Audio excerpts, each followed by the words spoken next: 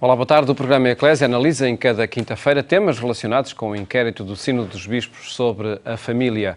Hoje contamos com a opinião de Maria José Vilaça, do setor da Pastoral Familiar do Patriarcado de Lisboa, com quem conversaremos depois de mostrar notícias que marcam a atualidade religiosa. Perdão recíproco e diálogo sincero é o desafio do Papa aos responsáveis políticos da Venezuela, proferido na audiência geral desta quarta-feira.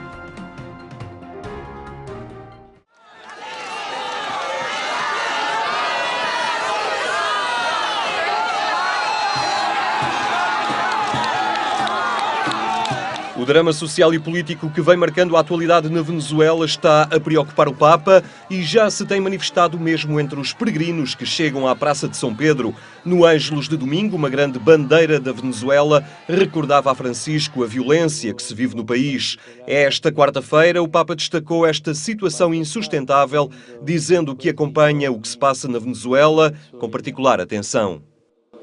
Auspico vivamente che cessino quanto prima le violenze e le ostilità e che tutto il popolo venezuelano, a partire dai responsabili politici e istituzionali, si adoperi per favorire la riconciliazione attraverso il perdono reciproco e un dialogo sincero, rispettoso della verità e della giustizia, capace di affrontare temi concreti per il bene comune.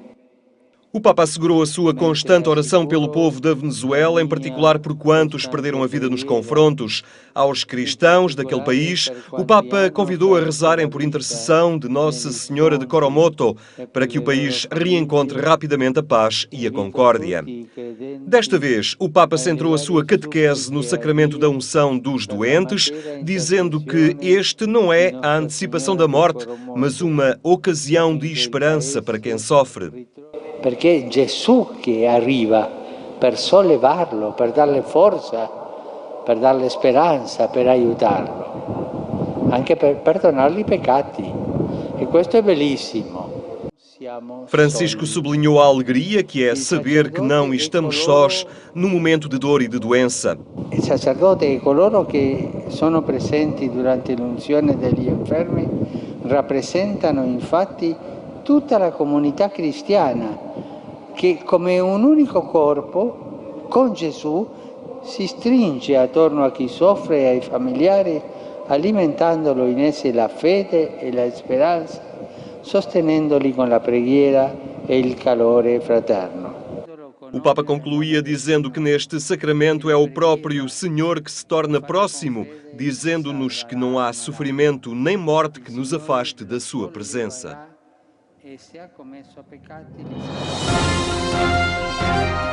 Lançado recentemente em Orem, o projeto A Terra quer unir o desenvolvimento global às práticas que as zonas rurais necessitam para a sua sustentabilidade.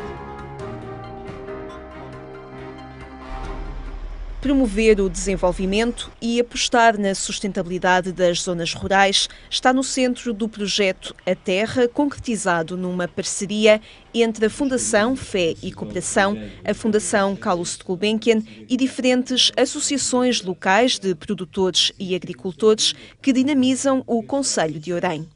Não pretendemos inventar nada de novo, pretendemos muito fortalecer os atores locais, as juntas de freguesia, as escolas, para em conjunto encontrar estratégias, reforçar estratégias que já existem, que já foram faladas, não é? Os mercados que existem, mas muitas vezes, hoje em dia, há muito pouco acompanhamento às pessoas no mundo rural, cada vez menos há serviços de apoio e por isso é muito ter um papel aqui ao longo de 2 anos de reforçar, animar, inspirar, por um lado, esta produção local, a nível da organização da produção e do escoamento do produto com a Câmara, e por outro, trabalhar numa linha de educação, para que os jovens desta terra possam pensar eles próprios os desafios deste território. Formação e capacitação são instrumentos que a FEC, uma organização não governamental para o desenvolvimento da Conferência Episcopal Portuguesa, quer privilegiar para autonomizar as populações. Daqui a 2 anos esperamos ter um grupo de jovens sensibilizados e mobilizados para estes temas e para querer construir estratégias sustentáveis na sua própria terra, mais ligadas à terra, e esperamos ter também juntas de freguesia também mais articuladas com estas estratégias que a Câmara já tem e que, no fundo, ficam reforçadas através desta produção local e comercialização local, e com um horizonte de mundo também diferente, de mundo mais global dos outros países, assim, essa capacidade de pensar também com um horizonte mais global. A terra quer envolver juntas de freguesia, agricultores, produtores, comércio local, escolas e associações juvenis na dinamização de políticas sustentáveis. São caminhos para acompanhar o regresso à terra e gerar sustentabilidade.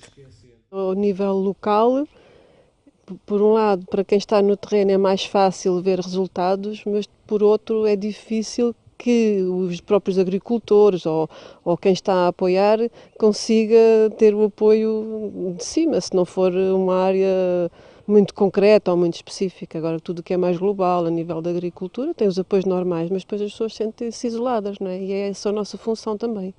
Para o presidente da autarquia de Orem, o concelho que acolheu o projeto, desenvolvimento e sustentabilidade significam fixação da população. Se houver no mundo rural capacidade de sobrevivência, capacidade de ter uma vida digna e ativa e moderna também, por que não dizê-lo, se as pessoas se sentirem bem no seu local, na sua terra, na sua freguesia, no seu concelho, naturalmente terão menos propensão a ir à procura de outra forma de ganharem a vida. 125 mil euros é a verba adjudicada durante 2 anos pela Fundação Calouste Gulbenkian, que, através do projeto de cidadania ativa, quer apostar nos cidadãos. É um programa que visa o fortalecimento da sociedade civil portuguesa e, no fundo, posso explicar um bocadinho como é que o faz. Falo através do apoio a projetos que sejam protagonizados por organizações não governamentais, com esse mesmo objetivo do fortalecimento da sociedade civil. Até janeiro de 2016, o projeto A Terra promete ser um caminho de dinamização no concelho de Orem. 2 anos passaram sobre o falecimento de Dom Manuel Falcão, uma data para Dom António Vitalino fazer memória e celebrar o legado do antigo Bispo Emérito de Beja.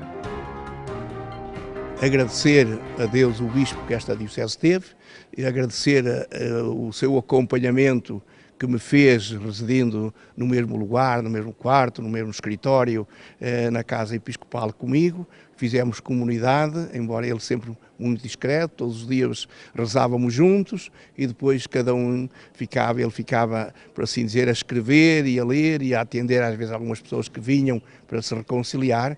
Eu irei com certeza agradecer isso a Deus, lembrando a sua memória e entusiasmando também as pessoas para saber poder ainda hoje usufruir do seu rico património, não apenas o património que ele nos deixou escrito, não apenas o seu património económico, mas muitas outras ações que às vezes nos passam despercebidas, mas que ele lançou e eu só dei continuidade a tudo isso. O levantamento das restrições etárias à prática da eutanásia na Bélgica põe em discussão o valor da vida. Um assunto refletido pela comentadora da Eclésia, Paula Martinho da Silva. Uma sociedade que tem pressa em decidir o valor da vida. Assim comenta a jurista na área de saúde e ciências da vida, Paula Martinho da Silva, o levantamento sobre as restrições etárias à prática da eutanásia na Bélgica. Estamos a falar, no fundo, de um tema, como é a eutanásia, em que o pressuposto legal, um dos pressupostos legais, obviamente, para o admitir, é a capacidade para decidir. Ora, sabendo que até juridicamente uma pessoa com menos de 18 anos não tem capacidade para decidir, como é que nós podemos abrir uma exceção neste princípio, precisamente admitindo essa possibilidade em pessoas que nós sabemos que legalmente não têm capacidade para decidir. Em Portugal percebemos que a eutanásia tem sido de alguma forma um lençol que passa por baixo de algumas discussões na opinião pública. Estamos muito distantes de chegar a este ponto de discussão que presentemente acompanhamos na Bélgica. Eu acho que a discussão sobre eutanásia na sociedade portuguesa, muito sinceramente, tem sido discutida em flash. Ou seja, uns dizem que é porque é muito moderno e, portanto, se os outros discutem, nós também temos de discutir, ou também porque são determinados grupos que, precisamente por se dizer que está na moda, se discute, ou seja, não há uma discussão de facto, eu acho que nunca houve na sociedade portuguesa uma discussão transversal sobre o final da vida. Porque estar a discutir a eutanásia sem falar no final da vida é estar a discutir coisas separadamente, que não fazem sentido. Porque quando nós estamos a falar no final da vida, e eu acho que é um erro na nossa sociedade que tem havido muitos, as pessoas pensam que estamos a falar de eutanásia. Não, existem inúmeras questões relacionadas com o final da vida que devem ser pensadas, discutidas e postas em prática. Estamos a falar, e que a nossa lei permite e que existe um consenso, penso eu, muito geral sobre elas. Paula Martinho da Silva integra um grupo de colaboradores da Eclésia que semanalmente no programa de rádio na Antena 1 comentam a atualidade informativa. O vídeo na íntegra encontra-se disponível no canal 524995 da plataforma MEL.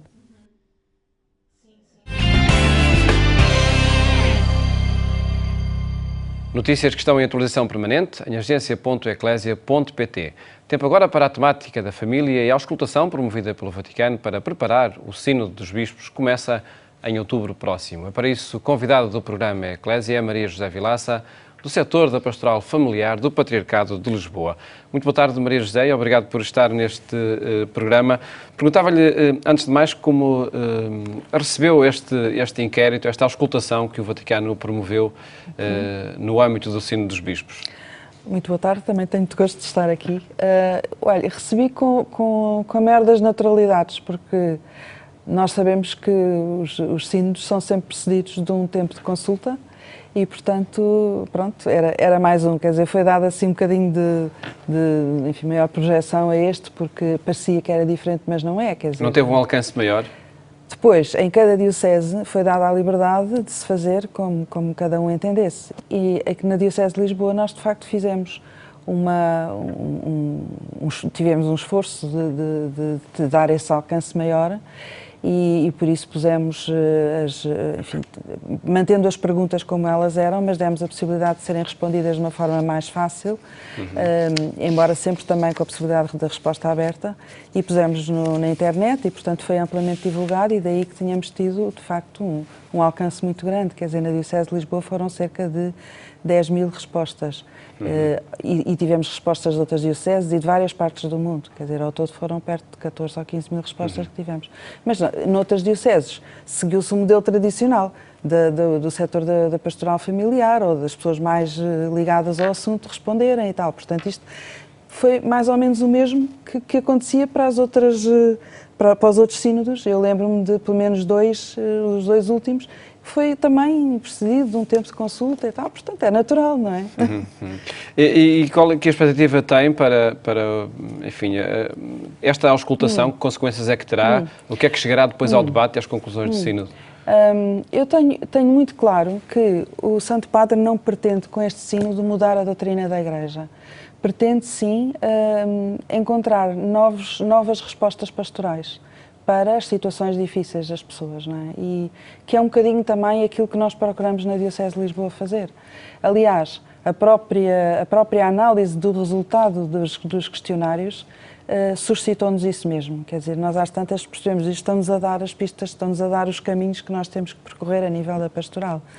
E pronto, e portanto o desafio é esse, o desafio não é de toda a mudança da doutrina, porque há coisas em que a Igreja não é dona da verdade para a poder modificar, a verdade é Cristo, não é a Igreja que vai modificar, não é?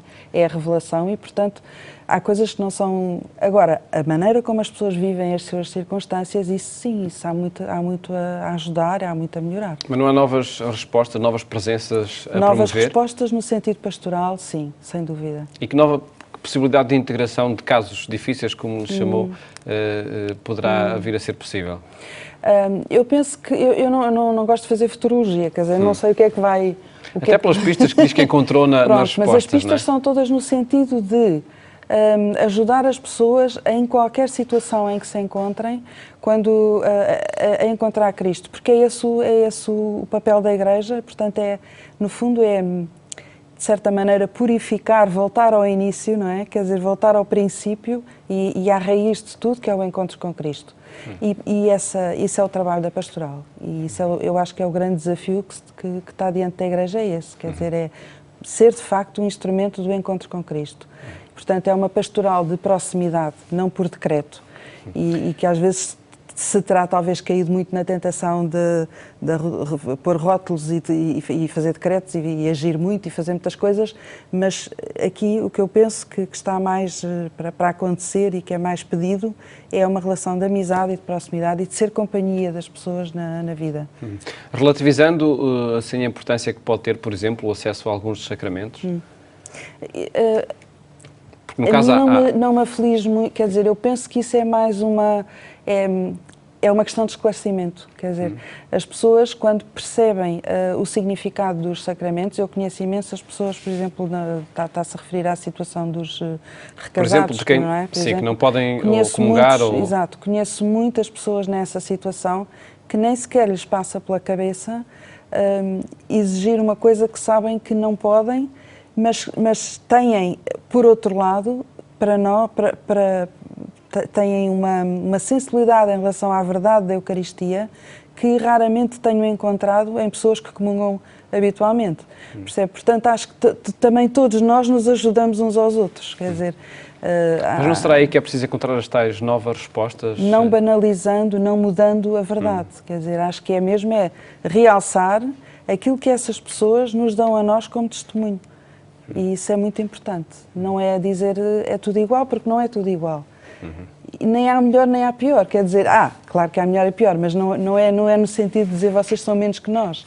Não, vivemos todos situações específicas. Na sua opinião, este contexto normativo não deveria ser tratado numa escala diferente, no sentido de, por exemplo, mais do que normas gerais para todo o mundo, serem normas específicas para cada caso. Acha que é possível aqui alguma mudança de escala? Eu penso que as normas específicas para cada caso são mais ao nível dos percursos pastorais, dos encontros com as pessoas. São mais a esse nível, não são ao nível das grandes regras, dos dogmas, digamos, da doutrina moral. Isso aí penso que não vai mudar, porque a Igreja tem uma missão, que é revelar Cristo. E Cristo é o mesmo agora como era há 2000 anos. Portanto, não há muito para mudar aí. Trazemos este debate sobre a família no contexto do Sínodo, enfim, para que também este inquérito não se fique por uma resposta formal. Naquilo que vai observando, e até na dinamização que teve também do inquérito e do tratamento das respostas, que aproximação é preciso fazer para que a pastoral da Igreja vá mais ao encontro da realidade familiar que se encontra concretamente, nos tempos atuais? Pareceu-me que havia uma grande necessidade de tornar mais conhecidos e mais claros, se quiser, mais mastigáveis os documentos da Igreja, o magistério da Igreja. As pessoas não conhecem muito, isso foi uma coisa muito, muito evidente. Se nós queremos trabalhar com base naquilo que é, de facto, o trabalho da Igreja, revelar Cristo, revelar a verdade, temos que a dar a conhecer, não é? E não pode ficar propriedade intelectual de alguns, tem que ser uma coisa explicada, vivida, experimentada por todos. Esse é um desafio grande, não é? Depois há um outro desafio que também me ficou, que é as pessoas têm dificuldade em educar na fé, as famílias têm dificuldade em educar na fé e queixam-se muito disso, mas de certa maneira também se demitiram um bocadinho disso, entregaram isso à catequese.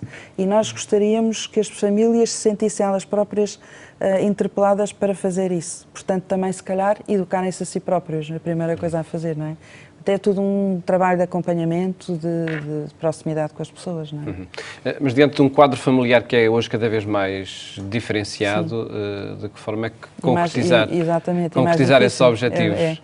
É muito difícil porque há muitas pessoas que põem os filhos na catequese para ocupar o tempo, mas que elas próprias não têm prática de vida religiosa, não têm relação com Cristo, por isso é que é o desafio. O desafio é proporcionar um encontro com Cristo das mais variadas formas que eu penso que isso tem muito a ver com as paróquias, o funcionamento das paróquias, o conhecer as pessoas que ali estão e procurar ir ao seu encontro, não é? E os movimentos também. Penso que aqui também há um grande papel nos movimentos de proporcionar uma amizade que seja suficientemente atrativa para que as pessoas perguntem o que é isto que faz com que estes sejam felizes e que se ajudem uns aos outros. Nós estamos, penso eu, perante enfim, isto é quase mas tenho ouvido muito isto, é quase uma profecia de uma nova forma de comunidade em que as famílias se interajudam. E já há alguns sinais disso visíveis, concretos, não é? Em que as famílias já deixam esta coisa de viverem no seu cantinho, na sua casa, fechadinhas, e começam a ajudar-se uns aos outros. Olha, eu hoje tenho que ir aqui, tu ficas com os meus filhos. Depois... Quer dizer, isto ajuda as famílias a serem mais abertas e a serem maiores também. Provocado também pela situação, enfim, de alguma crise social que existe, estará a motivar as famílias nesse sentido, na sua opinião? Eu penso que sim. E positivamente, não é? Positivamente, porque a crise poderia ter o efeito de fechar as pessoas, mas eu penso que o objetivo é nós, através dos obstáculos, descobrirmos oportunidades e também, enfim, apontá-las e ajudarmos uns aos outros, não é? Maria José Vilaça, agradeço ter estado aqui no programa a apresentar a sua opinião sobre este inquérito sobre as famílias.